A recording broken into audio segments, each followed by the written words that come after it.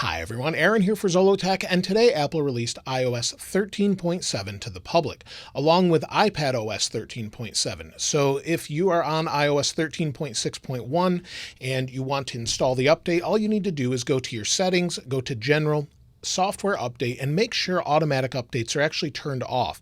Then it will show up. And when it does, it will come in at about 164.1 megabytes like I have on my iPhone 8 Plus here. Now it may vary in size, and this isn't a huge update, but it does bring some small changes prior to the final release of iOS 14, which will be a little bit later this month or next month. Now let's go ahead and take a look at what's new. Now iOS 13.7, now that it's available to the public, if you are on iOS 13.7 Beta 1, you'll actually need to uninstall the beta profile, and there will be an update for this. While we thought iOS 13.7 Beta 1 was the GM based off the build number, Apple has updated it slightly. So what we want to do is go to our settings and then go to General if you're on the beta, go down to your profile, tap on the profile, hit Remove Profile, put in your passcode. Once you've put in the passcode, hit Remove, then go back one, and then scroll up to Software Update. Tap on Software Update, and then you'll see the update. So it's going to be very large if you were on the beta, anywhere from 3 to 4 gigabytes or so. So just depending on which version you were on before. It will be smaller if you're coming from iOS 13.6.1, for example. Now let's go ahead and take a look at the build number. Now, as you can see, the build number is 17H35. Now, before it was 17H33, so they've only updated it slightly to this newer build number. There's also no new modem update for this particular build. And so this update is about one specific thing, and that's exposure notifications. They've actually changed it in this particular update.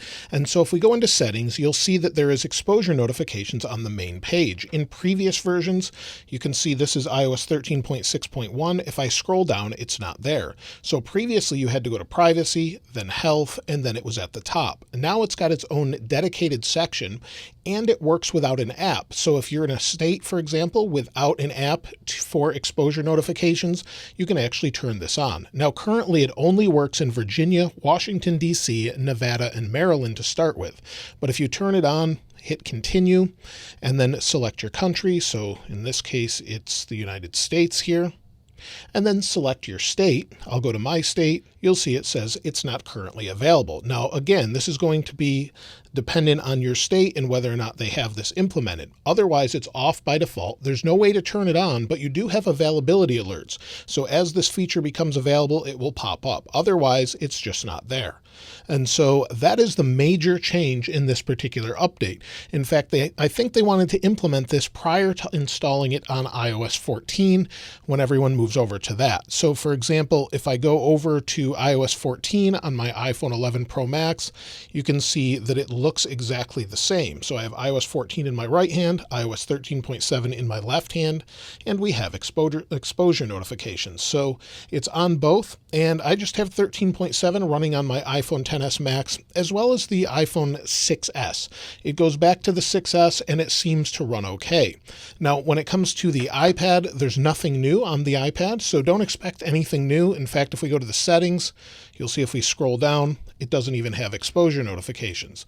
So just keep that in mind. It's not really going to affect the iPad. We may have some background security updates, but there's nothing really apparent on the iPad. Now, performance overall, I've been using the GM for a little while on the XS Max, and it seems to perform well. In fact, those people that were actually using it have said not only was performance good, but battery was good as well. Now, this is not my main device, but people that were using the GM said battery life is phenomenal.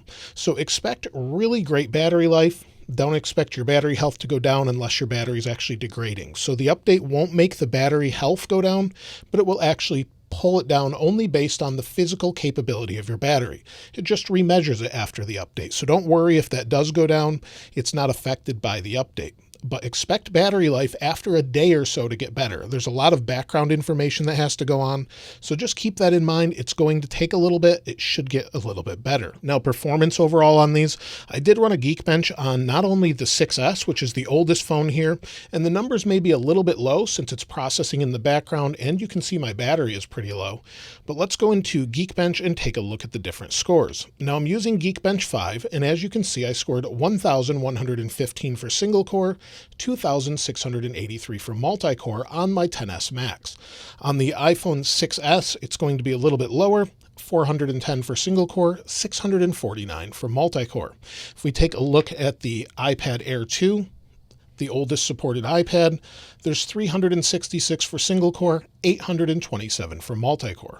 So it's a little bit lower, but expect basically 13.7 to be done at this point, and we're looking forward to iOS 14 coming up soon. So hopefully by the end of September or early October, we'll see iOS 14 released to the public. Now, many people were telling me that iOS 13.7 GM, which was released last week, was very stable. It performed well, so hopefully it brings better stability, performance, and battery life. And of course, I'll do a follow-up on that later this weekend. Usually on Sunday is when I release that, so be sure to check back for that. Now, if you've found anything else new, let me know in the comments below. So that's it for iOS 13.7. I'm not sure that I would expect any more iOS 13 updates. In fact, I was kind of surprised they pushed this out as a beta already. So I think we're looking forward to iOS 14 at this point, since all of the devices that are on iOS 13, such as the iPhone XS Max, the iPhone 6S, iPhone SE, iPad Air 2, they are all supported with iOS 14. So I think they'll stop working on iOS 13 and move over to iOS 14, which, like I said, we'll see fairly soon. Now, as far as this wallpaper, if you'd like to get your hands on it, of course, I'll link it in the description like I normally do. And if you haven't subscribed already, please subscribe. And if you enjoyed the video, please give it a like. As always, thanks for watching. I'll see you next time.